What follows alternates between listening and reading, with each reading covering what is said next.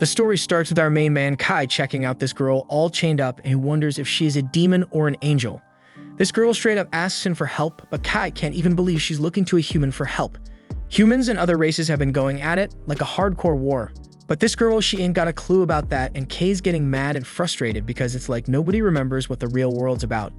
So we flash back and peep Kai doing his usual thing, keeping an eye on a graveyard. His homies want him to hurry up, but Kai takes this shit real serious. In this world, there's 5 races. The demons with their crazy magic powers, the celestials who are demi-humans such as angels and elves, the spirits who are creatures that possess special kinds of bodies such as ghosts. There are also the mythical beasts that are huge-ass monsters like dragons. And then, of course, you got the humans. These 5 races have been at war, and it's hella important to make sure we don't end up in another great war. Kai's part of the Urza Federation, and they got the job of watching over the graveyard where the demons had been sealed. Kai keeps an eye on that graveyard for 300 seconds like always, and he figures out ain't nothing funky going on. The demons are still sealed up tight, no doubt. Kai's co-worker Aslan can't get why Kai's taking his job so damn seriously, but Saki points out that it's good for them because they can take it easy. Ain't been no demon breaking free from that seal in a whole century, but Kai reminds his crew that it's still their job. There's 4 graveyards around the world, and Kai points out the folks in charge, they are taking their jobs just as serious. And that's because if a demon was to bust out, it would be straight up chaos. Kai's peeps wish he'd take it easy because it's been a while since a demon broke free, but Kai ain't letting his guard down. He declares that watching over that graveyard is his duty. Sometime later, we see Kai training hard, but they warned his ass, being a low-ranked soldier and messing with a mythical beast for training, that's some next-level danger. But Kai doesn't give a damn, he fights it anyway. Turns out his attacks don't do jack shit against that beast. Sei gets worried, so she shut off a hologram, and she's wishing Kai wouldn't push himself so damn far. But Kai thinks training would be pointless if he ain't risking it all. Saki actually admires Kai's determination. She thinks if he was around during the Great War, his name would be straight up legendary like that prophet named Sid. But Kai can't see himself winning against those 4 heroes like Sid did. Seki breaks down each hero from the 4 races, and she can't even imagine what they would have done if they were still kicking it. Luckily, Prophet Sid was able to take them down using the shining sword given by some god named Solaka. There's mad proof that the 4 heroes existed, but there ain't no evidence of this Prophet Sid. There are no pictures or videos or nothing. Saki switches the topic because their friend Jean's getting promoted, and she wants to throw down a celebration. Jean's getting transferred to headquarters at just 17, making her the youngest person ever chosen. She's a freaking elite among elites, so they gotta hook her up with more than just a bouquet like Aslan suggested. Right then, Kai gets a message from Jean and Aslan reads it out loud. Jean wants to meet up with Kai, but she wants them to keep it on the low from Saki and Aslan. Kai tries to play it off, saying the message ain't really from Jean, but it's too late, and Aslan's wondering if Kai got some secret thing going on with Jean. They try to dig for more info, but Kai just decided to go for a run. Next morning, Kai meets up with Jean, and he's glad she actually showed up on time because she is usually late as hell. She wonders why Kai is all dressed up when he is off duty, so he explains he just came from his morning self-training, something he does every damn day. Jean wants him to roll with her while she goes gift shopping, and she says she's looking for presents for Saki and Aslan. She knows they're planning to get her something, so she want to give them something back. Jean says she probably won't see them again, but Kai assures her she's gonna be back as a cadet after her transfer in like 2 years. Jean predicting that by then, Saki and Aslan gonna be done with their military service and living civilian life. Only she and Kai gonna still be in the military grind. Kai's totally on board with her, but he can tell she's upset. He knows what's wrong and reassures her not to stress, because he's damn sure she's gonna outshine her dad, the big boss at Urza headquarters. They keep having a blast, but Kai ain't paying much mind to Jean's shopping because he's hunting for something for himself. At the end, Jean gives mad props to Kai for helping her score some sick gifts. Then they start chatting about how Jean's dad took Kai to check out the graveyard back when he was just a 10-year-old. Kai wandered into that graveyard, and when he came back, he was telling everyone about laying eyes on Sid's sword. Kai's got a vivid memory of what it was like in that graveyard and how he almost got his hands on the shining sword. That day, Kai started preaching about how crucial it is to keep the demons locked tight in the graveyard. Jean wonders where they're gonna be in the future, but Kai points out that she will simply be back in 2 years. But that ain't what she's getting at because she's talking about what comes after. Jean wants them to make a promise for the future, but Kai starts freaking out because some weird shit starts going down. Jean is clueless about why he's acting all strange, and now Kai's wondering if he's the only one seeing this crazy stuff. Jean keeps chatting like nothing weird's happening, but Kai's straight up horrified as she gets sucked into a black hole. Then out of nowhere, a mysterious voice announces that the world's reincarnating and it's time to overhaul the whole damn thing. Few moments later, Kai snaps back but finds himself in a dark and messed up world. Then shit gets real when a gigantic and terrifying demon pops up right in front of him. This beast unleashes some insane magic attack on Kai, and he barely survives by using his sword case as his shield. Kai can't even wrap his head around the fact that a alleged demon standing there, getting ready to unleash another hellish attack. Kai rushes to his sword and swiftly loads it up with bullets. His weapon's versatile because he can shoot bullets and cancel out that dragon's magic. The dragon can actually talk, and it's blown away by Kai's cancellation skills.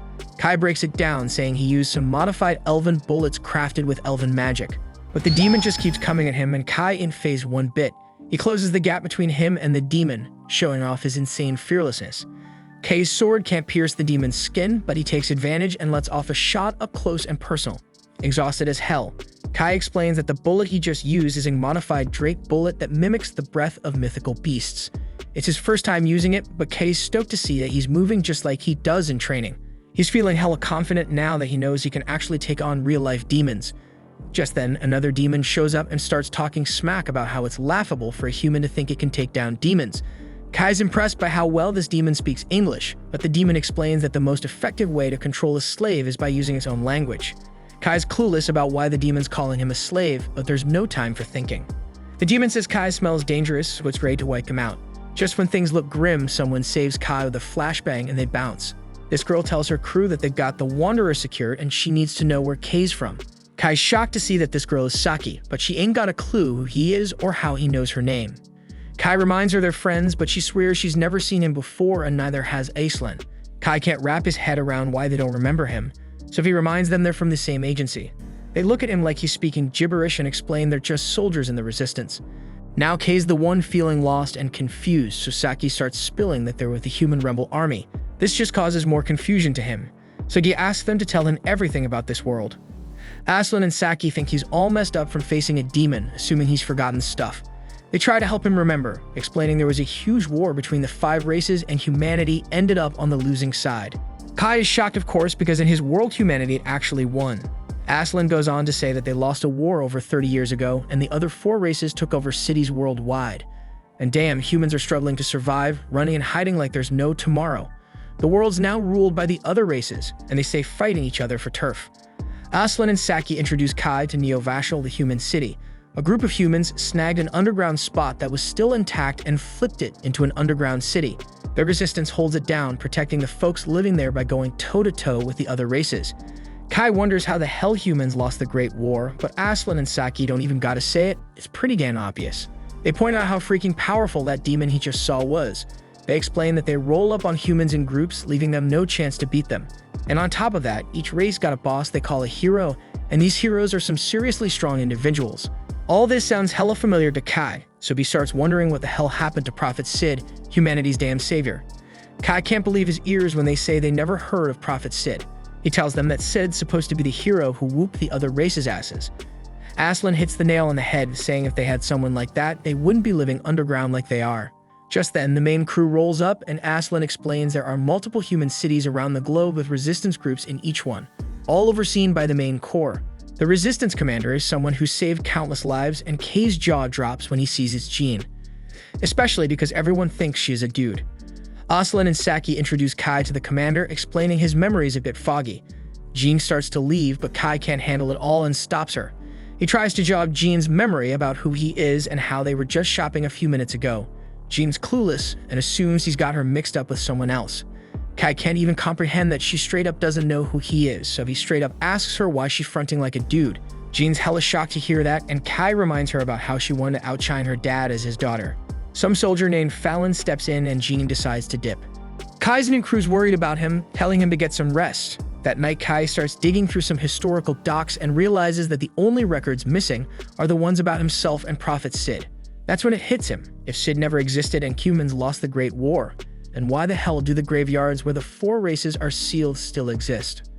The next day, Kai asks Saki about the graveyards, but she's got no clue what he's talking about. Aislinn lets Kai borrow the car, which pisses off Saki, but Aislinn says it was just instinct. Kai pulls up to the graveyard and thinks about how it's his first solo trip. He's tripping out when he sees that the blockade stone is gone, so he enters.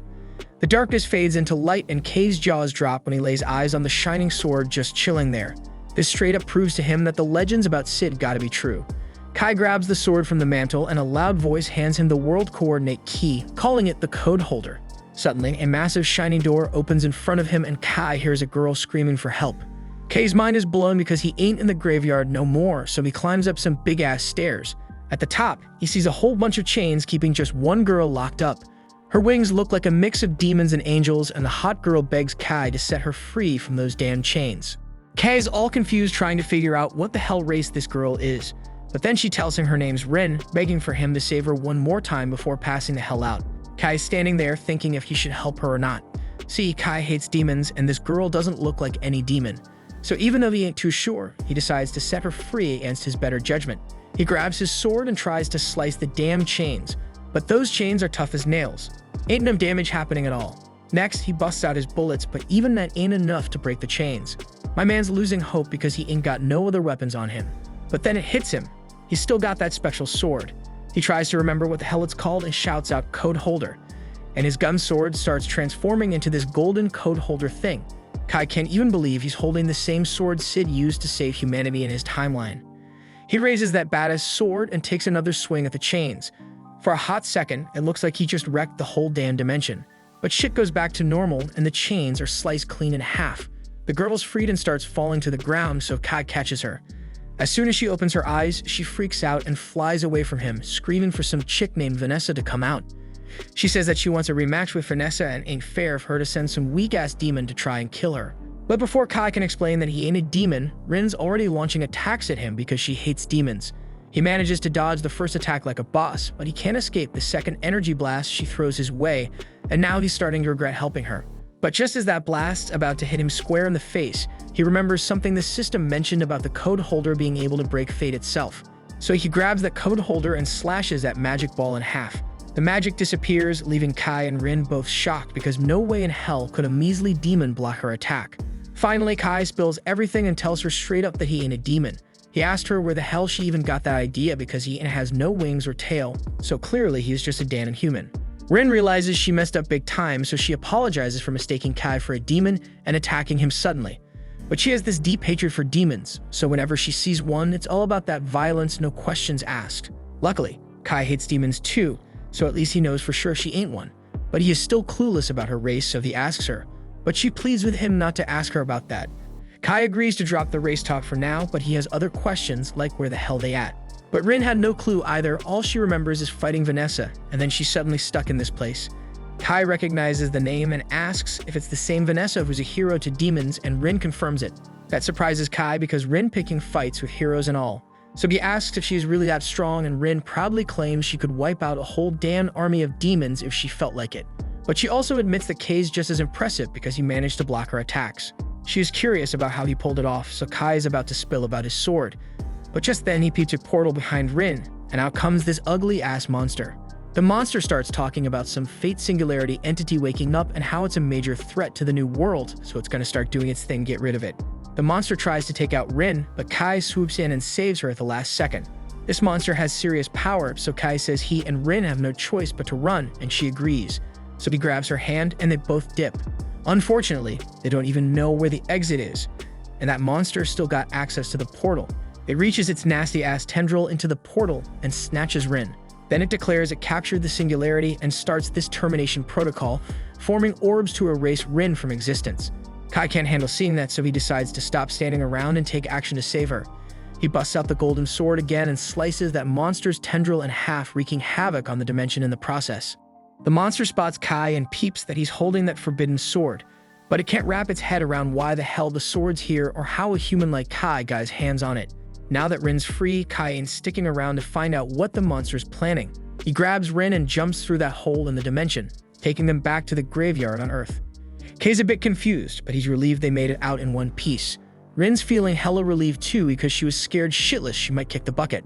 This is the first time anyone's ever given a damn about helping her out. Her whole life, all the other races have been telling her she ain't one of them.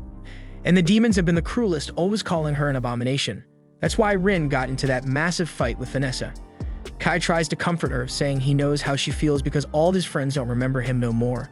He feels like he's all alone in this messed up world. The history he remembers is one where humans won the Great War of the 5 races. But in this world, demons seem to be taking over the human cities, Rin's a little confused because she doesn't remember demons ever getting the upper hand against humans. In fact, around the time she fought with Vanessa, humans were starting to kick demon ass, and the demons were whining about it being because of the human hero. Kai gets all hyped and asks if Rin remembers Sid, but she never got to meet him, so she can't say for sure. Kai realizes he might have overreacted, so he apologizes to Rin, but at least they know they come from the same past, so they gotta be connected somehow. Rin gets close to Kai and says he's the first person to ever stand by her side, and that shit makes her hella happy. A little while later, they bounce from the graveyard. Rin asks Kai what he plans on doing now, but before he can answer, Rin collapses from exhaustion. Kai's worried and figures it's because of that attack she took earlier, so he helps her up and says he's gonna head back to the city, and since she has no place to go, he invites her to stay with him while they're there. Rin ain't too sure about rolling to a human city because she doesn't trust people like that, so Kai asks her why and she says she can't trust anyone except him because he saved her ass. He tells her she should trust that he'll keep her safe and asks her again to come with him. He lets her know she can bounce if she ain't feeling it. No hard feelings. So in the end, Rin agrees to go with him. Back in Kay's house, Dude's lying on his bed while Rin's taking a shower, and he dead-ass exhausted from the drive back home. Rin had never been in a car before, so she was freaking out the whole time and nearly making him crash left and right. Lucky for her, she hit her wings, so once they got here, nobody could tell she ain't human. But her weird behavior still got folks on edge. She even tried to throw down with some magic at one point and Kai had to hold her back. But he guessed why she is so cautious because she's around a bunch of strangers. Then Kay's attention turns to his sword. He hadn't even noticed when it went back to normal, so he grabs it and is about to say code holder to see if he transforms again. But before he can do that, Rin comes running out of the shower, begging for help because she can't figure out how to turn off the damn water. Kai tells her he'll help, but for now he can't look because she ain't wearing any clothes. Once the shower's off, Rin gets dressed and starts talking about how humans got all the good shit. Even with their messed up society, they still got that warm-ass water to shower with, while Rin had to bathe in a damn waterfall. And also humans got the soft beds too, but on the surface, everything's destroyed. So she finally gets that Kai wasn't messing around when he said demons took over the city. Kai had his doubts at first, but meeting Rin confirmed he ain't losing his mind. Now he knows for sure they are in a world where the race war results got messed up. The real history is the one where Sid became the human hero. But in this reality, Dude never existed for some reason. Rin suggests they gotta find a way to escape this reality and get back to the old one.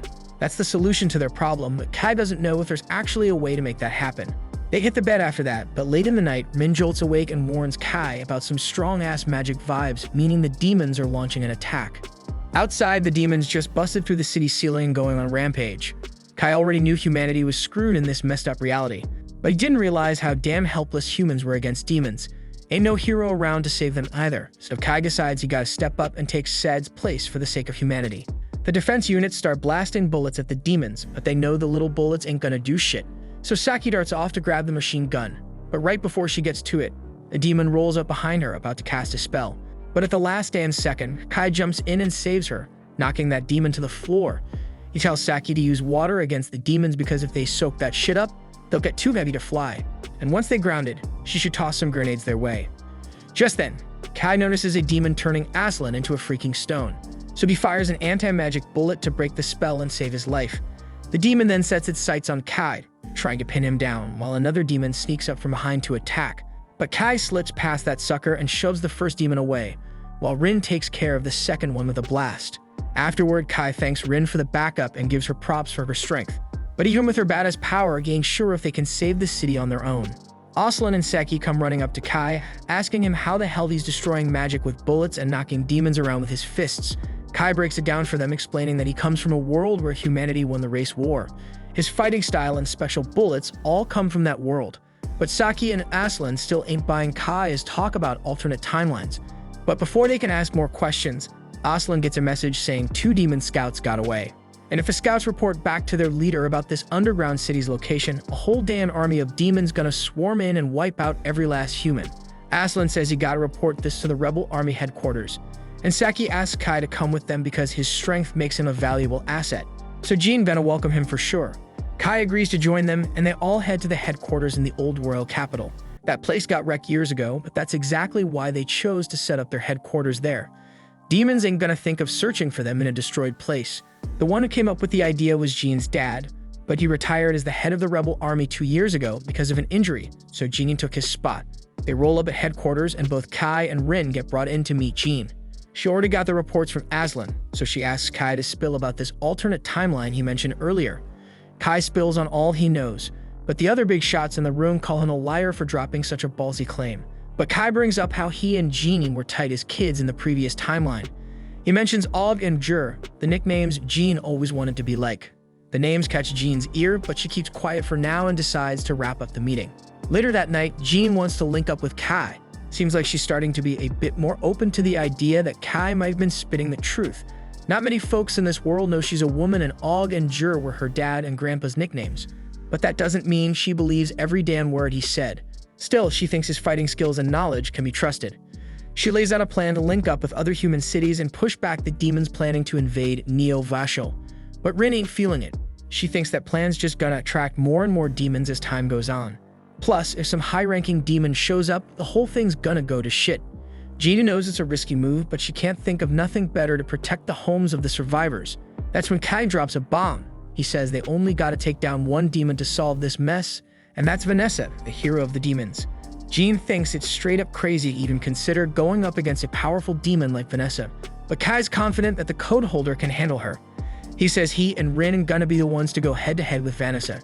Demons are more focused on scraping with other races, so most of them won't be riding with Vanessa.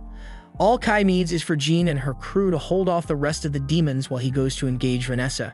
After Jean agrees, they waste no time and start prepping to take back the Urza Federation. The scene jumps to Kai and the crew gearing up for the big battle. Rin is all fired up, ranting about how much she hates different kinds of beings. She hates demons because they're shady and deceitful, spirits because they're creepy as hell, mythical beasts because they're straight up savage, celestials because they're stubborn as a mule, and humans because they're weak and fragile. But the kicker is she hates herself the most because she's got a bit of all those traits in her. Despite all that, Kay's the only one who wasn't afraid of her, who saw her for who she really is and accepted her. She's really hoping he doesn't die on her. Then the scene shifts to the Urza Federation's army marching towards the government palace. Saki is in disbelief that their small squad is the one taking on Vanessa. She thinks the plan's got a shot because Jean is leading them, but she's still worried about going up against Vanessa. She questions what they're supposed to do with just the 4 of them, and Kai says a small squad is the key to reaching Vanessa quickly and unnoticed. Saki gets it, but she still isn't thrilled about being part of this risky plan. Kai then turns to Saki and Aslan, telling them they're the only ones he can trust to have his back. Saki's still pretty scared, but Rin steps in and gives her a reassuring pat on the head, which calms her down a bit. Rin tells Saki not to worry, reminding her that she's strong and won't lose to anyone except maybe Vanessa. Saki nervously asks what happens if they do run into Vanessa, and Rin confidently says she'll handle Vanessa herself, even if it comes to blow herself up with her. Saki begs Rin not to go through with such a dangerous plan, and Aslan chimes in, sharing his own worries. He points out that they have no idea what condition the government palace is in and fears the demons might spot them if they move in a big group.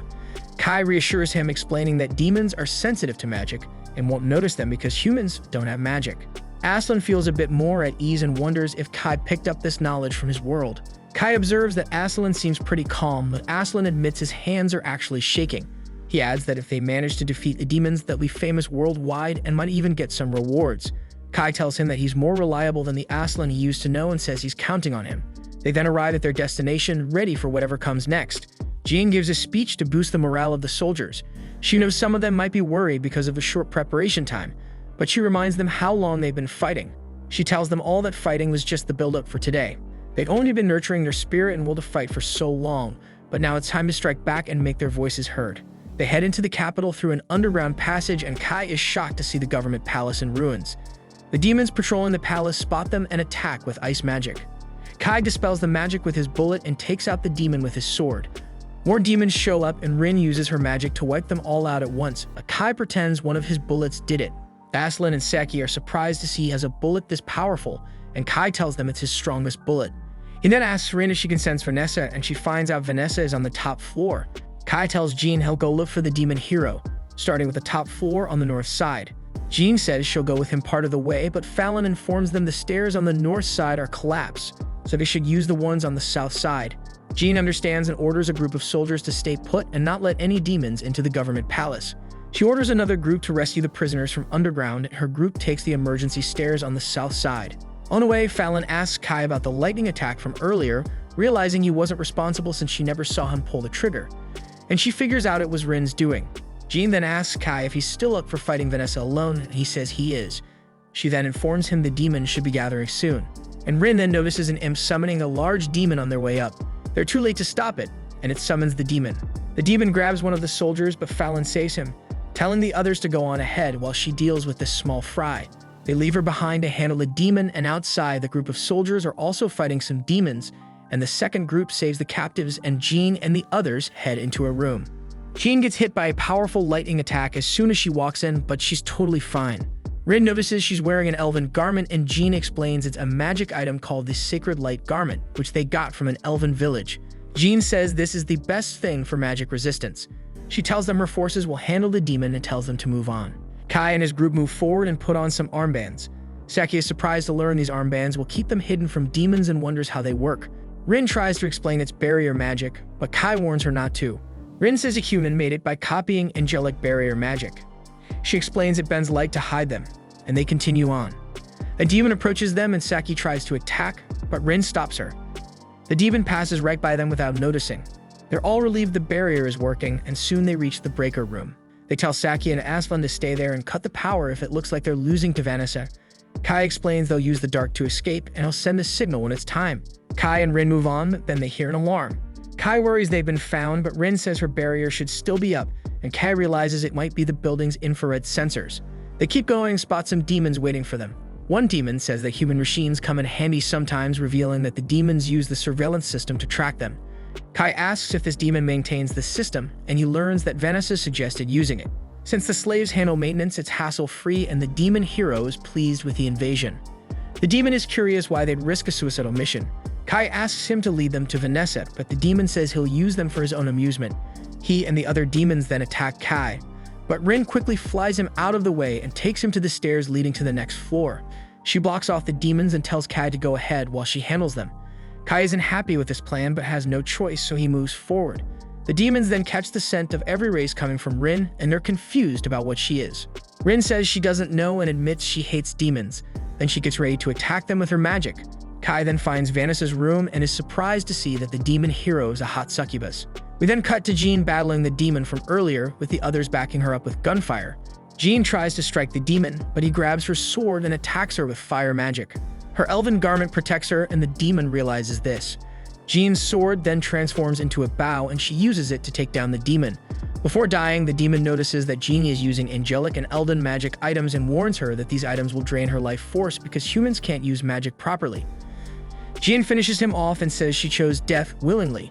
She explains that's the kind of resolve a human needs to defeat demons. Another demon drops down from above to attack Jean, but Fallon swoops in to save her. The demon recognizes Fallon and wonders if she's the dragoner who wields a drake named Fong. Fallon denies it, and Jean hopes things are going well on the top floor. The scene shifts to the top floor, where Vanessa asks Kai if he's not surprised that the strongest demon is a succubus. Kai says he's not surprised at all, and Vanessa finds him interesting. She mentions she wanted to charm him into becoming her slave, but didn't expect his reaction. She asks if he's the commander who uses the elven garment, but Kai says he's not, he's just an outsider. Kai says he's from a world where she was defeated, but Vanessa tells him no such world exists. Kai doesn't care if she believes him or not. He explains he ended up in this world against his will, and that, according to the history he remembers, the Great War of the 5 races ended years ago. Vanessa asks Kai which race managed to defeat her, and she's amused to find out it was the humans. She wants to know which human did it, and Kai tells her it was Sid. The name triggers some memories for Vanessa, but she quickly pushes them aside and tries to use her magic on Kai, but Kai cancels her spell. Kai then attacks only to discover it's an illusion. Vanessa strikes from behind, but he dodges. She notices his weapon is unusual and realizes it must be from his old world. Kai asks if she believes him now, but she dismisses him as arrogant and hits him with a powerful flame spell. He deflects the attack, surprising her. Vanessa then unleashes a spell meant to destroy any race. The spell shakes the entire building, but Kai uses Code Holder to protect himself, leaving Vanessa amazed that he's still standing. Vanessa asks about the sword Kai is holding, but he doesn't answer.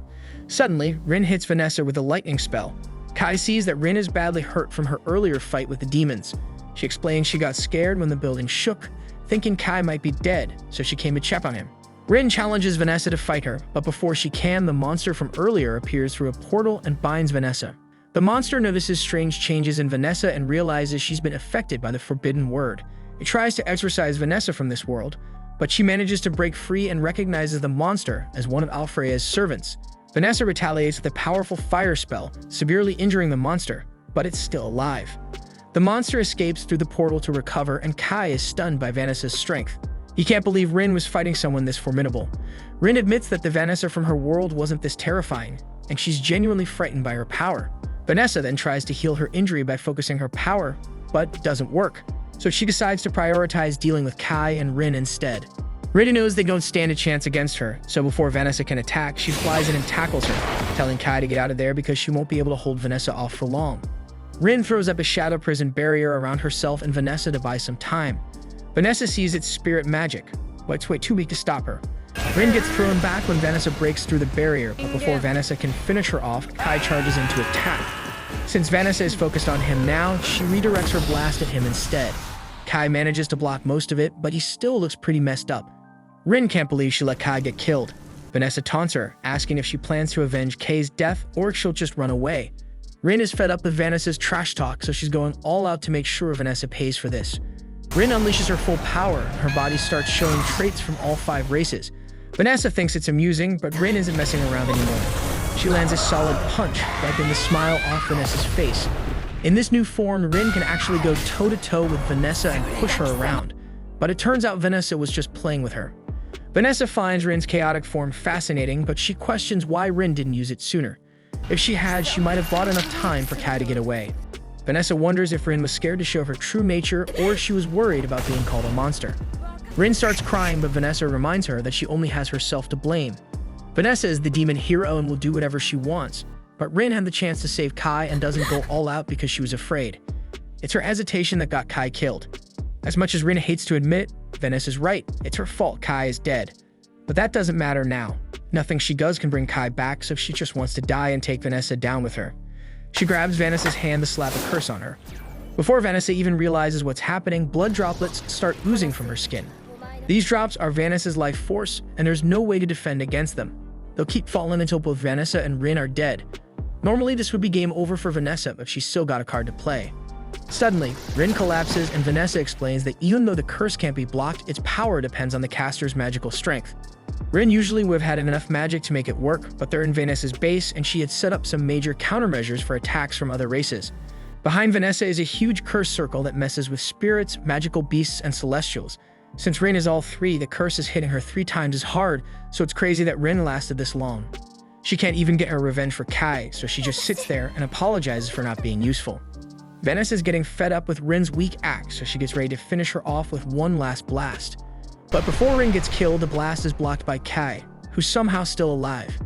He tells Rin there's no need to apologize and that she was actually really helpful because her fight with Vanessa gave him enough time to wake up. Rin can hardly believe Kai is still alive and Vanessa can't either, so she asks him how he survived because there is no human should still be standing after that.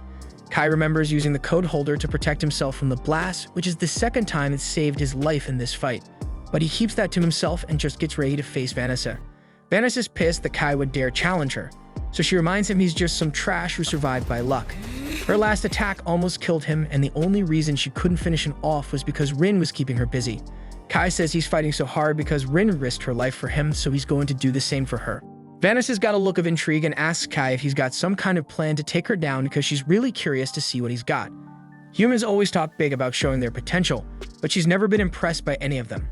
The spirit hero, the celestial hero, and the beast hero have been a pain in her side, but at least she respects their power. When it comes to humans, though, she hasn't met one she can respect, unless Kai's about to claim he's strong enough to be humanity's hero.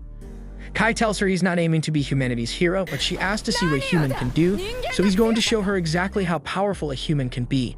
From here on out, he's facing Vanessa as a stand-in for all of humanity. Even though Vanessa can't imagine what he could possibly do to beat her, she decides to take him seriously.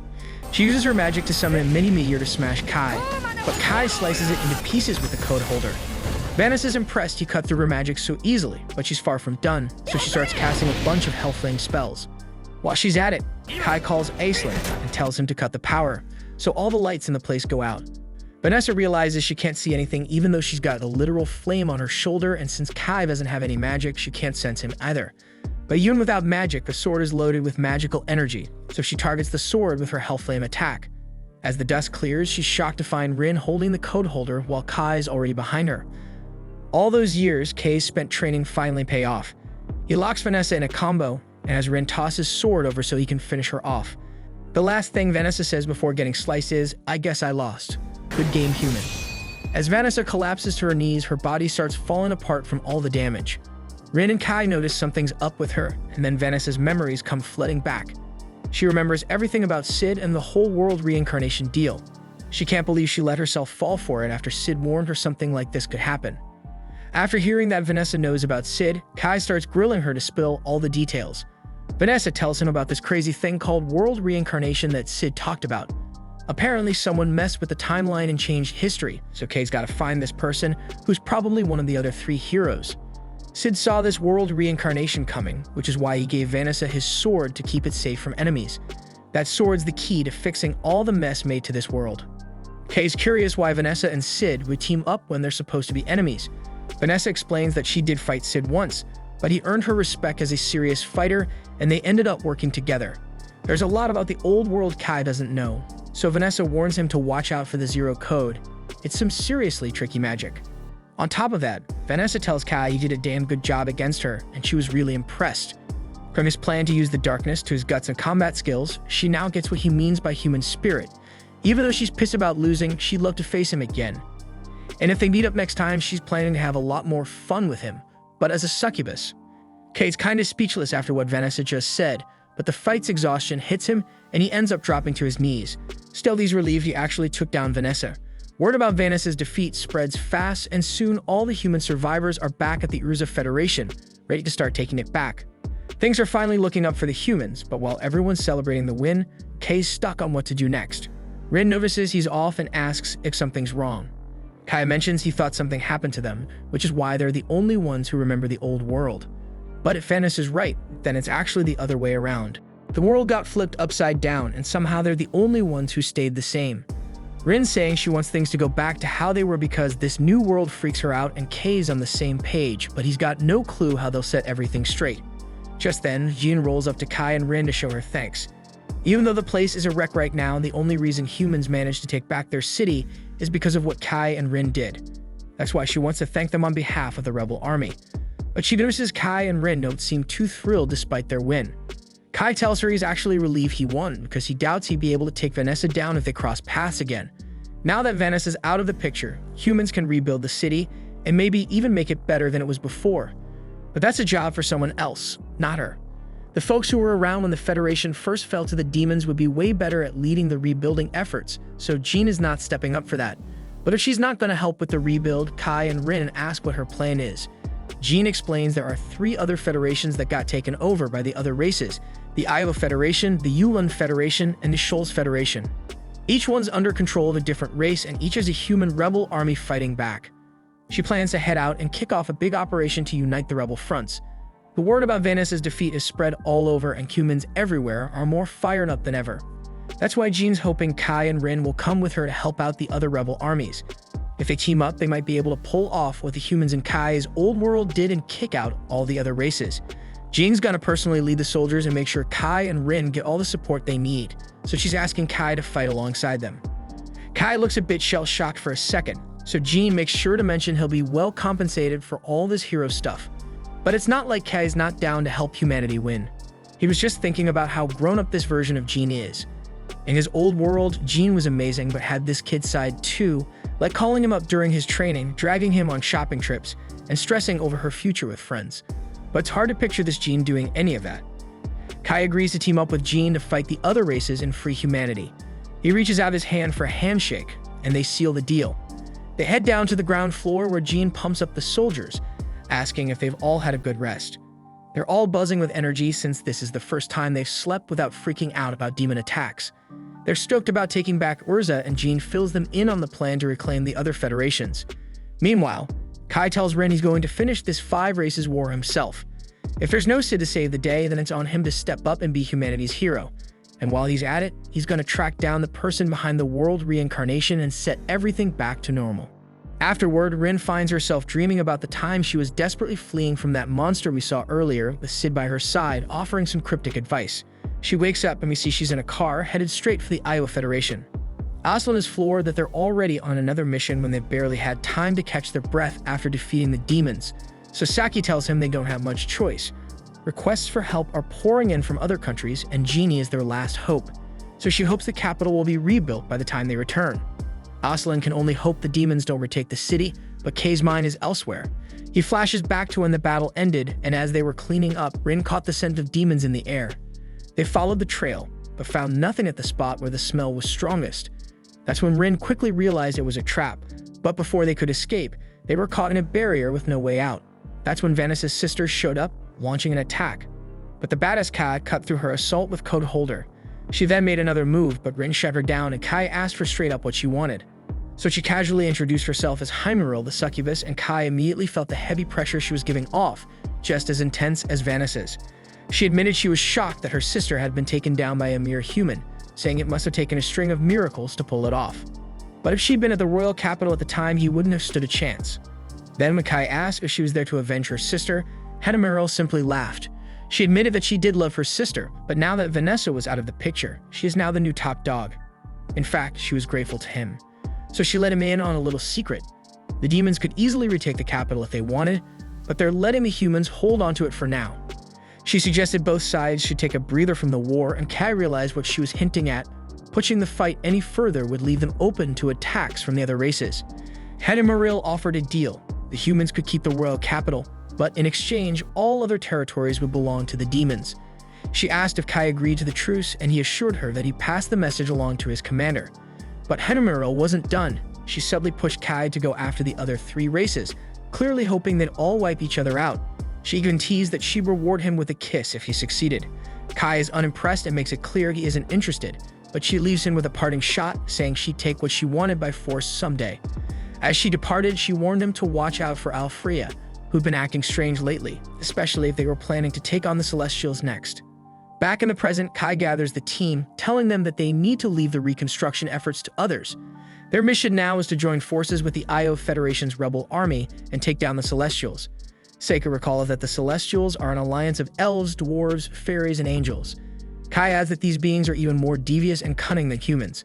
They're masters at crafting powerful magical items for battle, and if demons are considered monsters, then Celestials are basically humans with a terrifying upgrade. Jean then announces over the comms that they're approaching the halfway point on the highway and the rest stop is just 2 kilometers away.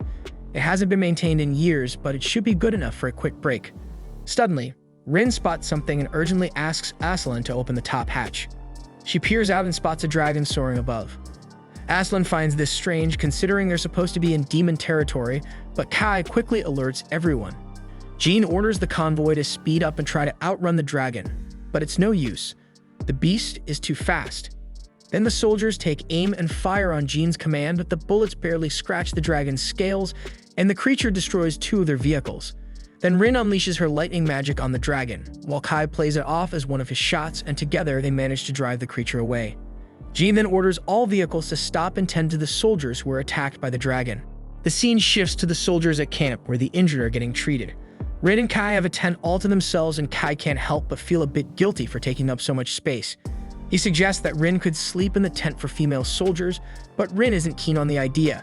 Kai quickly realizes that she feels uneasy being surrounded by so many humans.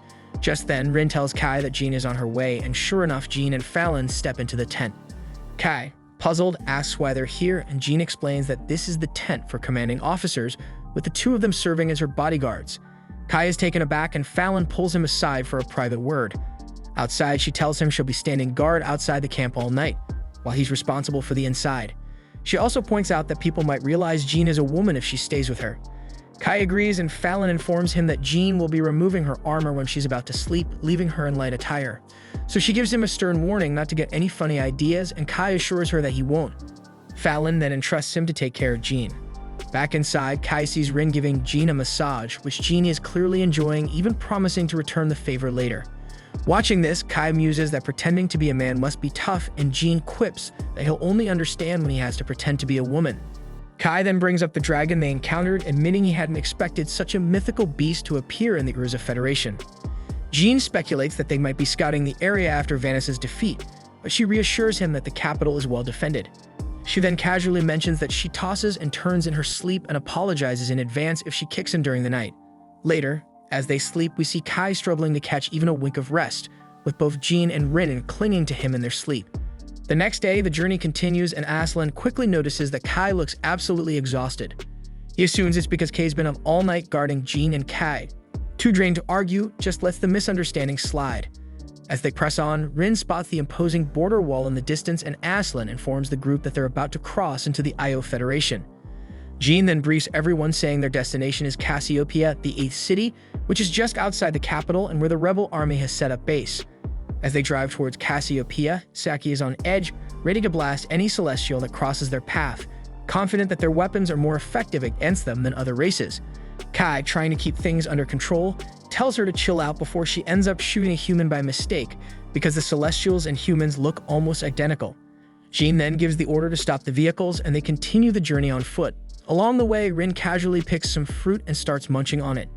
Kai then asks if it's safe to eat and Rin assures him it is, but then admits her tongue tingles slightly. Kai quickly informs her that the fruit is poisoned, which she finds hard to believe since she's eaten them before in the Elven Forest, leaving Kai puzzled as to why these fruits from the Elven Forest would be here. Fallon steps in to clarify, explaining that the celestial invasion has merged the Elven Forest with the human city. When they finally arrive at the rebel army's headquarters, they're greeted by cheers from the humans in the area. The members of the rebel army also salute them as they enter. Zephyr, the advisors of the rebel army, warmly welcomes them, expressing how the news of Jean's victory has sparked new hope among them. He then greets Fallon, revealing they have a history together. He's surprised to see her again, remarking on how long they've survived in this desolate world. Fallon, however, insists she's not old enough to be considered long-lived. Without wasting any time, Jean requests to speak with their commander, and Zephyr promptly escorts her to him. As they make their way, Zephyr wonders how much Jean and her team know about their commander. Fallon steps in, explaining that his name is Dante, a descendant of the old royal family of the Io Federation. He calls himself the Emperor, but he's a mess, envious, suspicious, and downright obsessive. Fallon warns that he might even see Jean as a threat, and Zephyr, with a nod, confirms her assessment. He hopes Jean can keep her cool around him, but at least the soldiers appreciate her help, even if their boss is a nutjob. When they arrive, they meet the assistant commander, Kubari, who explains that anything needing to go through the Emperor will be handled by her. Rin feels something off about Kubari, but keeps it to herself for now. Finally, they come face to face with Dante, and Jean introduces herself, but Dante immediately questions why she's late, saying she was supposed to arrive that morning. Jean explains that they encountered a dragon on the way and had to stop to treat the wounded, but Dante couldn't care less about her excuses. He coldly asks why she's even here. Does she plan to hog more glory after her victory at Urza Federation and take over Io Federation too? But Jean calmly clarifies that she's here because they asked for her help. Dan then reveals that it was his subordinates who requested assistance without his consent. Jean figures that Dandy doesn't want to be ruled by the Celestials, and he grudgingly agrees. She cuts straight to the point, telling him that chasing after glory is pointless right now. If he wants honors, he needs to start acting like he deserves them, because in the end, it's the soldiers who decide who gets praised.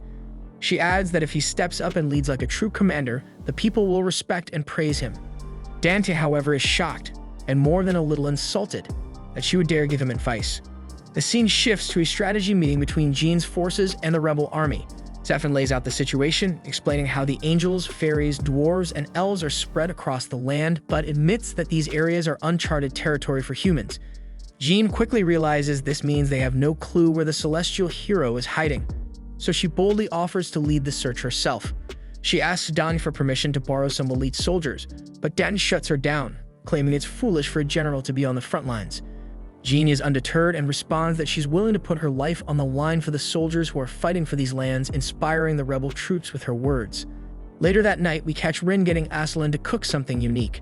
The dish looks so horrid that Aslan seriously doubts whether it's even safe to eat. Rin assures him she's had it before, but Aslan remains skeptical. Meanwhile, Aslan casually asks Kai if he noticed Kubari during the meeting, commenting on her beauty, and Kai is surprised to see that Rin is also curious about Kubari. The next day, Jean is out scouting the Elven Forest with the rebel army. While back at the camp, the Emperor is grumbling about how reckless Jean is for scouting herself. Kubari agrees, saying that a general should stay in the camp and command the army. Dante is paranoid about Jean's growing influence and worries that she's swaying the soldiers with her boldness. Kubari, however, reassures him that there's no need for the Emperor to worry about this, so he says that Kubari is the only true subordinate to him, and Kubari secretly smirks at how gullible Dante is. When Jean returns from her scouting mission, she immediately starts drafting a map based on her findings. Kai notices that Fallon was worried sick about Jean, and when Jean brushes it off, Fallon's anger bubbles up, and she warns Jean that a serious lecture is coming her way later. After the strategy meeting, Jean lays out the details of her scouting mission, revealing that they've managed to identify the patrol routes of the elves. She outlines the next steps, continued exploration, and the development of an invasion strategy. She asks for everyone's cooperation, and the soldiers are eager to work with her. Once the meeting wraps up, Rin impatiently asks Kai when they'll get to fight the angels and elves. Kai explains that they'll engage only after they're fully prepared, and Jean cautions that the Celestials are cunning. Rin isn't thrilled by the delay, but Kai reminds her that they'll need her strength when facing Alfreya. Rin then notices that Kuberi and Dante are conspicuously absent, and Kai speculates that they're not too keen on leading from the front lines. Meanwhile, Dante is fuming over Jean's growing success, so Kuberi hands him a piece of paper, suggesting that they need to accomplish something even more impressive to regain the upper hand. She tells Dante that achieving this will solidify his position again, and Dante laughs as he reads the plan. He then informs Zephyr that he plans to personally lead the soldiers into the elven forest, intending to capture elves and angels as prisoners of war. Zephyr is taken aback, doubting the feasibility of this plan, but Dante arrogantly reassures him, revealing that he already has a flying column deep in the forest. He declares that they're leaving immediately, but Zephyr tries to caution him, pointing out that this could mess up their coordination with the Urza rebel army. But Dante is too full of himself to care and cuts him off and orders Zephyr to keep his mouth shut and not share this intel with the Urza rebels' army. As Jean and her team return from yet another meeting, Rin pulls them aside, expressing her suspicion that Kuberi might not be human, and elsewhere, we're shown the aftermath of a crushed rebel army. Above the scene, a castle hovers ominously, and inside, Alfreya informs the dwarves and elves that the angels plan to sever ties with them. They're stunned by the news, and they curious ask about the monstrous figure lurking behind Alfreya, but he offers no explanation. Alfreya then launches an attack on the elves, but the elven Grand Elder meets his assault head-on. Despite her best efforts, her power is no match for his, and Alfreya swiftly traps her within a crystal prison. The force of his attack creates a whirlwind, sending the elven shrine maiden tumbling from the castle down into the depths of the elven forest. After some time, the shrine maiden awakens in her home. The other elves, sensing her consciousness, telepathically bombard her with questions about the elder's fate. She urges them to stay calm and instructs them to gather everyone, elves, fairies, and even dwarves. Her request leaves the other elves stunned. They can't quite grasp what shrine maiden Rewritten has in mind. One of the elves then nervously inquires about the captured humans, and Rewritten realizes this isn't the moment to handle them, but suddenly she comes up with a plan. The scene shifts to Jean and her forces in the elven forest, and Fallon reports that they haven't had any contact with Dante since the previous morning, and his current whereabouts are a mystery. Jean is baffled that Dante would venture into the perilous elven forest, knowing full well the risks involved. Kai speculates that someone might have set this in motion, pointing the finger at Kuberi. He suggests that she might be an elven spy, noting how easily elves can pass as humans by merely concealing their ears. Jean then starts to worry that there might be other traitors lurking within the Io rebel army, just like Kuberi. If that's the case, they'll need to investigate the situation themselves. Fallon then turns to Aslan and Saki, asking for a status report on their rear flank. They reassure her that everything seems normal, and she orders them to defend the rear at all costs. Jean expresses her trust in them, reminding them that they were part of the unit that faced Vanessa. Then as they press forward, Fallon spots some broken guns scattered around and deduces that they belong to the Io rebel army. She realizes they must have fallen victim to a trap magic circle hidden in the trees. Jean thinks the trap was fairly easy to avoid, but Kai points out that the real danger lies above them. They all look up and notice that the true trap is cast on the leaves of the trees overhead. Jean admits it's a clever trick, one she wouldn't have noticed if Kai had mentioned it. Kai explains that he had read about such traps in his old world, but just then Rin picks up the scent of an elf. The group follows Rin's lead, and the others ask Kai if they're really on the right track. Kai confidently assures them they are, explaining that Rin has undergone special training to sense magic. Rin leads them to a spot where the scent abruptly stops, and suddenly, they're teleported inside the elven village by a gate spell. The group is shocked to find themselves in a completely different location, and Kai quickly realizes that they had stepped on a gate spell, a technique used by Celestials for teleportation. As they gather their bearings, a great fairy appears, chasing after a butterfly. Instinctively, Kai and the others brace themselves, sensing potential danger. But then the fairy accidentally bumps into Aslan, and after falling to the ground, she initially assumes he's an elf. She questions him about which part of the forest he hails from, but quickly notices she can't sense any magic from him. When Aslan reveals that they're humans, the fairy's expression shifts to terror, and she bolts toward the elven village. Kai and the others chase after her, But as they approach the village, the elven guards spot them and prepare to open fire. Just then, Kubri appears, ordering the guards to lower their weapons. She's surprised that Kai and the others manage to activate the gate spell, and Genie immediately demands to know what has become of Dante and the others. Kuburi explains that they're still alive, but they've been incapacitated after inhaling pollen from a paralysis plant. Jean demands the immediate release of her comrades, but Kuburi, however, offers a deal. She'll release their people, but only if they agree to fight the angels on behalf of the elves. She argues that this should be a simple task for them, especially considering they managed to defeat the hero of the demons. Rin is suspicious of the elves' intentions and questions whether they plan to betray the angels.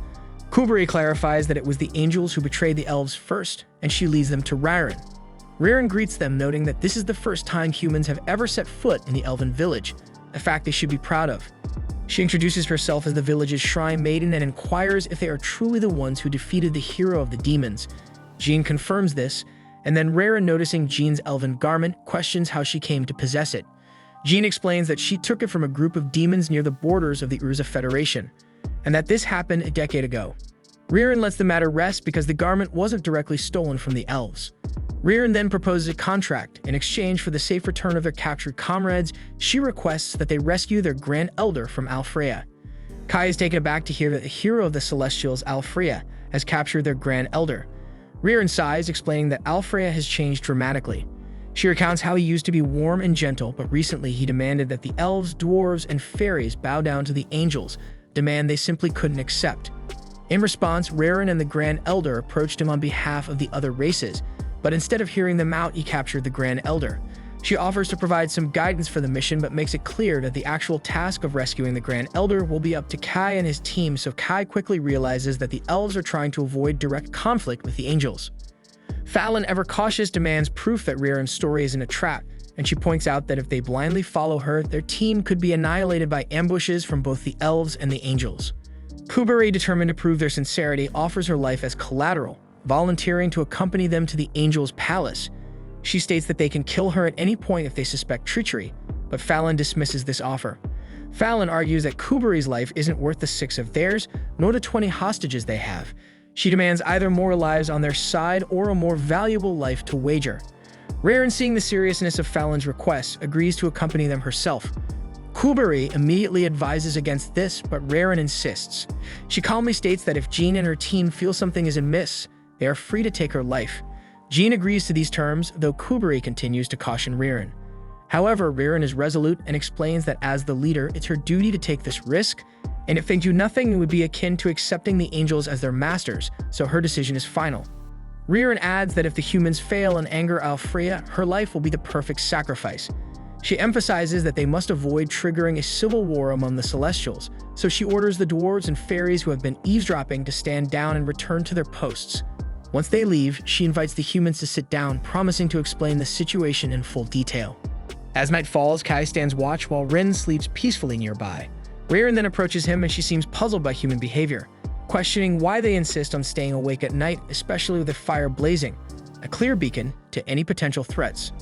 She assures him that she has no intention of attacking them in their sleep until the contract they've made is over, and Kai is a bit relieved hearing this.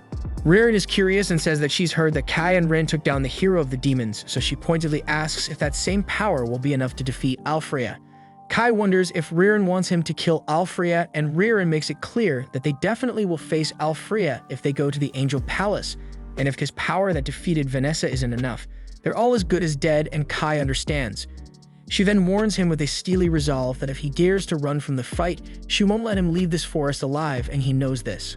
Trying to shift the conversation, Kai asks if she knows a human named Sid, but Rewritten says she never heard of him before walking away. Left alone, Kai ponders whether Alfreya might have the answers he seeks, remembering what Vanessa told him about the 4 heroes, potentially holding clues about world reincarnation. The next morning, they prepare to enter the Angel's Palace. Seki tries to contact their headquarters, hoping their messages are getting through. Kai then turns to Rewritten, asking if the Angel Palace is indeed located above the tree they're near, and Rewritten explains that there are several floating fortresses, but the one regarded as the true Angel's Palace is directly above them. She then activates a gate to transport them to the palace, and Kai immediately notices the gate's double-layer activation, a sophisticated defense mechanism. He wonders if it's designed as a countermeasure against humans, but Rewritten dismisses the idea, saying that humans are too weak to warrant such precautions. It's the other races they're concerned about. Kai isn't surprised by the Celestials' arrogance, seeing the same underestimation that the demons had shown. So he suspects that most of the Angels' forces are likely stationed at the borders, guarding against threats they consider worthy. Rewritten agrees with him, and she thinks that Kai really managed to defeat the hero of the demons. They teleport to the Angels' palace and are immediately hit by a foul stench. A mix of burning flesh and decay. Then they see smoldering angels, but Rewritten quickly assesses that these angels are still alive. She's baffled, trying to figure out who could have done this, while Kai quietly thinks this chaos might actually play in their favor. They press on, teleporting to the next floor, where Fallon remarks on their luck to have an elf guide. Without Rewritten, entering a place like this would have been nearly impossible. But their progress is cut short when they're suddenly attacked by an angel named Vicious. Rewritten is shocked to see her, recognizing that she too has turned against them. Vicious coldly declares that she's merely a servant of Alfrea, acting on his orders. Rewritten then asks if Vicious is the one who attacked the angels outside, but Vicious replies that it was Alfrea himself who did it, punishing them for their disobedience. She then reveals that the execution of the Great Elder of the Elves is imminent, intended as a brutal message to all other races that they are inferior to the angels. Then as she moves to strike, Kai swiftly counters, and Fallon, Aslan, and Saki engage her in battle. Fallon urges Jean and the others to keep moving while they hold off Vicious, and with a quick nod, they rush ahead. On the next floor, they encounter an angel knight named Raffaello. Rin steps forward to face him, telling the group to continue without her. Kai hopes that she will catch up to them after she defeats him, and they leave. Raffaello then asks if she's truly willing to sacrifice herself for the others, but Rin with a calm confidence replies that she can only give her all when no one else is around to witness it. They finally reach the last floor before Alfrea's lair, and Rewritten immediately begins disabling the barriers separating this room from Alfrea's lair. As she works, Jean turns to Kai and apologizes for not aiding him in his fight against Vanessa, but she promises to make it up to him by standing by his side in this battle. Rewritten then successfully deactivates the barriers, and they ascend to the top of the castle. Rewritten then spots the captured Elven Elder, who looks up in shock and surprise upon seeing them arrive. Alfrea then appears, and he is so angry that the damned humans have set foot in his palace. With a smug arrogance, he declares that all blessings descend from the heavens and they are bestowed upon the earth, but only angels are worthy of such divine favor.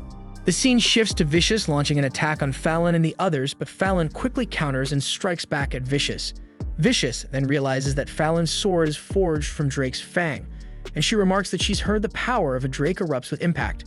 Fallon is taken aback by Vicious's knowledge, and Vicious nonchalantly explains that the Celestials excel at creating such magical items, so it's only natural they'd know. Fallon retorts that their lord is trying to enslave the very Celestials who create these items, and she thinks he must be pretty damn arrogant. But Vicious coldly tells her that mere humans can't even begin to comprehend their lord's intentions. We then cut to Rin battling Raffaello, and Raffaello is buried under a pile of rubble, clearly stunned that Rin was able to shatter his divine guard so easily. He acknowledges that she's a real threat, but Rin knows her attacks aren't doing much damage. She can't stand how calm and collected he is, and she thinks all angels are the same, always looking down on others. She points out that this is probably why the elves, fairies, and dwarves seem inferior to them. So Raffaello, curious, asks what species she belongs to, and she coldly replies that she doesn't know, nor does she care. As long as Kai stays by her side, doesn't matter. Meanwhile, at the top of the castle, Alfrea declares that he's about to execute the Elven Grand Elder. Then Rewritten suddenly recalls the time she spent with Alfrea as a child, and she furiously tells him that he has no right to lead the Celestials. She declares she's going to kill him and charges, but he strikes her with a red blade. So Kai intervenes with Code Holder to protect Rewritten, and Alfrea shockingly questions if Kai is truly human. He asks if he's an elf masquerading as a human, to which Kai coolly replies that he's just a human. Alfrea can't wrap his mind around why a human would risk their neck for an elf, but Kai calmly explains that if something happens to Rewritten, the elves are going to hold a grudge from humans, so it only makes sense to help her. Alfrea skeptically tells him that both he and the elf would have been toast if his judgment had been even slightly off, and he's baffled that Kai would risk his life for an elf, then notices something odd about Kai's weapon. Kai proudly reveals that this sword was powerful enough to take down Vanessa, the hero of the demons, and it might even give Alfrea a seat next to her in hell. Hearing this, Alfrea is amused and can't believe the so-called foolish demon hero actually lost to a human. But Kai fires back, questioning if Alfrea is really in a position to call anyone a fool, because unlike him, Vanessa wasn't busy trying to kill her own people. Alfrea, with a superior tone, states that what he does with his subordinates is his business and declares that he is the noblest, the brightest star in existence, and he adds that he has no interest in keeping subordinates who don't obey. Jean, unimpressed, calls out his narrow-mindedness and takes a shot at him with an arrow. Though Alfreya manages to block the attack, she still scratches him, prompting him to ask if she even understands what it means to wield an elven weapon. Jean, unfazed, tells him she doesn't mind draining her life away. Kai, confused, wonders what she means, but Jean brushes it off, saying she'll explain later, because for now she's focused on taking down this arrogant angel, and Alfreya with disdain declares that they're just throwing their lives away. He then rings a bell, summoning a thunder spell aimed at Jean, but her elven garment effortlessly shields her. Alfreya is visibly shocked, and Jean calmly explains that her garment can handle any magic, even from a so-called hero. Alfreya is enraged and declares it unforgivable for a human to wear elven garments and wield celestial items, launching an even more powerful thunder attack at them. Rewritten quickly uses the third form of her magic item to shield everyone, leaving Kai impressed. She explains that she doesn't want to owe the humans anything, and Kai starts strategizing, thinking that their best shot at winning this is to turn it into a 4-against-1 fight. Rewritten quickly realizes that freeing the Grand Elder is the top priority, and she and Kai make a beeline towards the sealed Grand Elder. But before they can get too far, Alfreya hurls a spear their way. Kai steps in, deflecting the attack, and remarks that Alfreya seriously underestimates humans. Rewritten then attempts to use one of the elven treasures to break the seal on the Grand Elder, but to her shock, the treasured sword doesn't even leave a scratch. Rewritten is stunned and reflects on the battle so far. Alfreya has been using a bell that summons thunder, a spear that easily cuts through her barriers, a casket that seals away their Grand Elder, and a baton that conjures a red blade. She can't fathom how he's managing to wield all these magic items simultaneously, and even if he is a hero, it should be draining a ton of magic. She's left wondering what kind of power could possibly be fueling him, and whether this power is what caused his sudden change. But Alfreya, with a chilling calm, tells her that he hasn't changed at all. He's just thrilled to have gained a new subordinate who can replace the other Celestials. Then, without missing a beat, he summons one of the last risers, introducing her as his new subordinate. Meanwhile, the scene shifts to Rin locked in battle with Raffaello. She launches an attack, but he dodges effortlessly, so he wonders if this is all she's got, but Rin knows he's holding back. He then tries to strike her with his hammer, but this only fuels her with anger, so she channels all her power into one devastating blow to his face, shattering his helmet. Elsewhere, Fallon faces off against Vicious. She instructs Saki and Aslan to target Vicious' wings. They try, but Vicious skillfully dodges their attacks, and then Aslan throws a grenade at her, but she also dodges that shit with ease. But Fallon seizes the moment and manages to strike Vicious' wings, knowing they are the source of her magic. Vicious is taken aback, wondering how Fallon figured it out. Fallon calmly reveals that she got the tip from a man who claims to be from another world, and Vicious then concedes defeat. Then we see that Raffaello also surrenders and tells Rin to go ahead, hinting that she might be the one with the power to free the Grand Elder. Rin can't help but wonder if he threw the fight on purpose, but Raffaello stays tight-lipped, simply stating that both he and Vicious have been waiting for this moment ever since Alfreya first changed. He urges her to go now, and as she leaves, we shift back to the other floor where Vicious turns to Fallon and the others, asking them to apologize to her old friends on her behalf. She wants them to tell Rewritten and the Grand Elder that Vicious sends her apologies. Fallon, however, remains unfazed, casually mentioning that she doesn't really care. She admits that Vicious underestimated her by choosing to clash blades instead of taking the fight to the skies, and she lowers her weapons. Aslan and Seiki are puzzled and ask if she's really okay with this, and Fallon calmly explains that she has no intention of killing someone who isn't giving their all. She then tells Vicious that if she truly wants to apologize, she should take them to where Alfreya is. Back at the top of the castle, Alfreya orders the last riser to attack Kai and his friends. The riser unleashes a shockwave that sends Jean flying, but Rin manages to save her just in time. Jean then quickly retaliates, shooting an arrow at the last riser, but the attack doesn't even leave a scratch. Grateful for the save, Jean thanks Rin and mentions that she'll make sure to have her and Kai explain everything once the battle is over. Rin nods in understanding while Alfreya looks on bewildered by the sight of Rin, clearly wondering what this freaking mixed being really is. Kai and Rin immediately recognize the last riser, prompting Kai to question Alfreya if he's the one responsible for the world reincarnation. Alfreya, however, is completely clueless, leaving Kai puzzled, especially since Vanessa seemed to know about this. Kai then brings up the name of the prophet Sid, and suddenly Alfreya starts acting strangely. It's clear that something is triggering a memory, but before he can fully recall it, the last riser detects the disturbance and attacks him. She realizes that the mention of Sid has influenced Alfreya, and she attempts to erase his code from this world. She initiates the hero override, causing Alfreya to vanish into nothingness.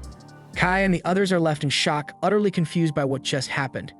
Kai recalls that something similar occurred with Vanessa when she remembered something from the past world, and as the last riser leaves, the confusion only deepens. Just when they think it might be over, a black pillar of darkness suddenly emerges before them, revealing a transformed Alfrea. His eyes now look different and his wings have darkened. Rewritten is horrified and asks what has happened to him and why he looks like this. Alfrea then flexes his newfound power, and Rin realizes that his avatar has been overwritten. Kai recalls that when the world changed, he had heard it was being overwritten. So now he understands that what happened to the world has also happened to a hero. Alfrea declares with arrogance that he's the only important being in the world, the sole existence within the heavens. In his twisted mind, this justifies his plan to incinerate everything else. He unleashes a devastating fire spell at Kai and the others, and Rin bravely blocks the attack, but her barrier shatters under the pressure. The blast severely injures Rin and also leaves the others wounded, while Rewritten is shocked that Alfrea just cast powerful magic without using any magic items. Alfrea smugly claims that this power comes from the heavens, likening himself to a shining star. But Rewritten tells him that he is wrong and tries to snap him out of it, telling him to wake up and see that his wings are crying. She explains that he's not strengthening himself, he's burning through his own life force. She reminds him that Celestials take pride in their magic items, but he's abandoned that pride and is taking pleasure in using raw magic. Rewritten shames him, calling it a disgrace to the Celestial name. Alfrea is enraged and retaliates with a beam, but Rewritten defends herself with her magic items. The beam manages to break some of her barriers, but not all, so Rewritten confidently states that no single spell can destroy all 7 of her barriers, no matter how powerful it is. Alfrea undeterredly uses his sword to smash through the remaining barriers and slashes Rewritten. She's stunned that her defenses crumbled so easily, and Kai steps in before Alfrea can finish her off. He tells Alfrea that Rewritten once looked up to him, holding onto the hope that he would return to his senses. But Alfrea coldly dismisses this, saying he has no intention of entertaining the fantasies of the weak, and Kai is disgusted by the selfishness dripping from Alfrea's words. Alfrea sneers that a mere human like Kai could never understand, but Kai fires back, stating that he understands perfectly. Alfrea is no longer the figure Rewritten once admired, nor is he the leader of the Celestials. He's just a hollow imitation, a twisted shadow of the hero he once was, so Kai decides it's time to end him. Kai squares off against Alfrea's bot, quickly realizing that every time he shatters Alfrea's sword, it regenerates instantly. So that's how Alfrea managed to break through Rewritten's shields. His sword kept getting wrecked, but it kept coming back like some twisted divine joke. Alfrea calls it the work of the gods, declaring there's no need for Celestials in this world. Kai, standing his ground, argues that heroes exist to fight for their people, but Alfrea couldn't care less, dismissing Kai as nothing more than a weakling from an insignificant race. Kai is undeterred and vows to show Alfrea the spirit of humanity, forged in the fires of their so-called weakness. Alfrea's sword is now massive and slashes down with force, but Kai deflects it time and time again. It's obvious Kai is the superior swordsman, but Alfrea has an arsenal of tricks. Then suddenly, Alfrea decides he doesn't need his sword anymore, and the girls start to panic as he begins dismantling the entire floating palace piece by piece. Rewritten is fired up and ready to end Alfrea immediately, so she asks Jean to lend her strength. Meanwhile, Kai strikes at Alfrea's shield, and against all odds, he manages to break through. But this only enrages Alfrea further, and he begins to choke the life out of Kai. Kai knows he's in a dire situation because Alfrea isn't snapping out of it like Vanessa did. But just then, Jean and Rewritten combine their powers, crafting a giant magical arrow. It's a one-shot deal, so Rewritten warns Jean not to miss. Jean releases the massive attack, its sheer power evident as it tears through and rips off half of Alfrea's body, but the girls are now completely drained of energy. Alfrea, enraged beyond reason, bellows furiously at the sky, but Kai sees his moment to strike. Using his ridiculously powerful arms, Kai flips Alfrea over completely, and with a final devastating punch, he finishes him off. Then the power surges out of Alfrea's body, leaving him defeated. He can't help but see the irony in his fate. The one who claimed to soar above all has now lost his wings and fallen to earth. Alfrea finally regains his senses, but it's too little too late. The whole place is crumbling around them. He yells for everyone to escape and tells Rewritten he no longer deserves her adoration. Alfrea then says that he will take the full blame for all that's transpired, and he asks Rewritten to relay this to the Celestials. Kai then thinks that this situation feels like deja vu from what happened with Vanessa, and Alfrea reveals that Sid had entrusted him with a cryptic message. Sid had spoken of something that was supposed to exist, though Alfrea admits he has no idea what Sid meant, but it was clear Sid was deeply frustrated. Alfrea also shares that the cause behind the world's reincarnation was anger, He then tells Kai that he acknowledges him because despite being a human, he risked his life to save an elf. Alfreya believes this act triggered the taboo code, and surprisingly, he's rooting for Kai now, so he urges him to shatter the hatred festering in the world. Those end up being Alfreya's final words as he disintegrates and vanishes into nothingness. A while later, we see that everyone who matters is safe, but the angels feel pretty useless since they didn't actually do much. Kai starts wondering when Alfreya began changing, and the angels explain it all started when Last Riser suddenly showed up. It was Alfreya's subordinate for a while, so Kai wonders why it would turn against him. Last Riser first appeared when Kai rescued Rin, almost like he was keeping an eye on her. So Kai started worrying, thinking it might come after Rin again. Rin has that same dream again, where the man helping her asks Last Riser if they were the ones behind something. She wakes up and immediately hugs Kai, who's relieved she isn't stuck in a permanent coma. Rin gets freaked out when Jean pops up out of nowhere, but Jean points out she's been there the whole time. Rin just didn't notice because all she ever thinks about is Kai. Jean sees Rin's wings and reminds her that she needs to know everything. Rin then admits that she isn't human and doesn't even know what race she is, so Kai apologizes for not telling Jean sooner. Jean mentions that non-humans are usually burned at the stake, but Kai insists Rin is different. She fought beside him against the demon hero and even saved Jean's life. Jean can't deny Rin's noble actions, and Kai promises that Rin is on humanity's side. As always, Rin says she just wants to stay by Kai's side, but admits it feels good to know Jean trusts her. Jean worries Rin's secret could cause trouble with the other soldiers, so they agree to keep it quiet. Then things take a strange turn when Jean gets curious and wants to touch Rin's wings, which tickles her. Jean can't resist and keeps tickling her more, while Kai just stands there, watching the whole thing. A while later, we find that the Elder has been freed and strikes a deal with the humans. For the next year, they will stay out of each other's territories. Jean will notify the rebels about this, making the truce official. The humans receive gifts, and Jean is stunned to see her shattered bow magically restored. Kai is equally shocked by his gift, as Rewritten reveals they are the very bullets he used to cancel magic. Rewritten then explains that she mentioned these bullets to the dwarves, who got intrigued and immediately produced a whole batch. Rewritten even helped by smelting the ore for them, suggesting Kai call them sacred elven bullets. The Elder expresses gratitude to the humans, acknowledging that without them, the Celestials would have been plunged into a brutal civil war. She assumes the humans are off to battle the other two races, meaning they'll need to pass through the celestial forests and will require a guide, so the Elder offers to provide someone to accompany them. Jeannie is taken aback by this unexpected kindness and asks why, so the Elder explains they want to discover what caused Alfreya's drastic change. 10 years ago, Alfreya confronted an intruder, but turned out to be a hero of the mythical beasts, Wrath. An angel saw them together, but something was off. Neither had any subordinates, and it seemed like they were secretly colluding. Shortly after that, Last Riser appeared by Alfreya's side, and everything began to unravel. So it's clear the Elder wants to support their mission in exchange for uncovering the truth. Rewritten then calls the Elder ruthless, realizing that whoever is chosen to guide the humans is essentially a hostage. If either side breaks the truce, that person will be the first to pay the price. She then wonders who the unlucky soul will be, only for the Elder to choose her. Rewritten is furious, but it's not for not being warned, but it's because the Elder just decided on the spot. Rewritten demands to know why she was picked, and the Elder explains it's because she hasn't strayed a single step from Kai's side. Rin, then realizing this, is instantly jealous and accuses Rewritten of trying to steal Kai from her. Kai, however, just says he'd be glad to have Rewritten with him, much to her horror as the Elder's decision is final. Back at the headquarters, Jean informs the low-ranking rebel army about the truce, and Zephyr seems pleased by the news. Dante, on the other hand, has something else on his mind. Now that humanity has managed to defeat both the demons and the Celestials, they won't be underestimated anymore. This means that all the tactics they have used up until now won't work going forward. The spirits and mythical beasts will see humans as a real threat, so the rebel armies must work together more effectively than ever before.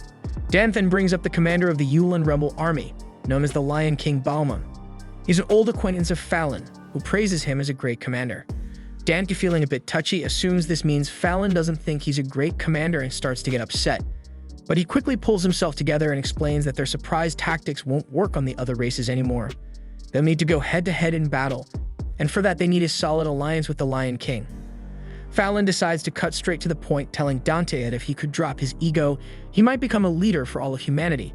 Dante quickly passes that role over to Jean, but she has no interest in taking on such a grand role, because all Jean wants is to end the war of the 5 races. Elsewhere, a shady red fox guy is meeting with the hero of the spirits called Kyoka. Both of them are frustrated to hear about the other hero's defeats, blaming their failure on a lack of vision.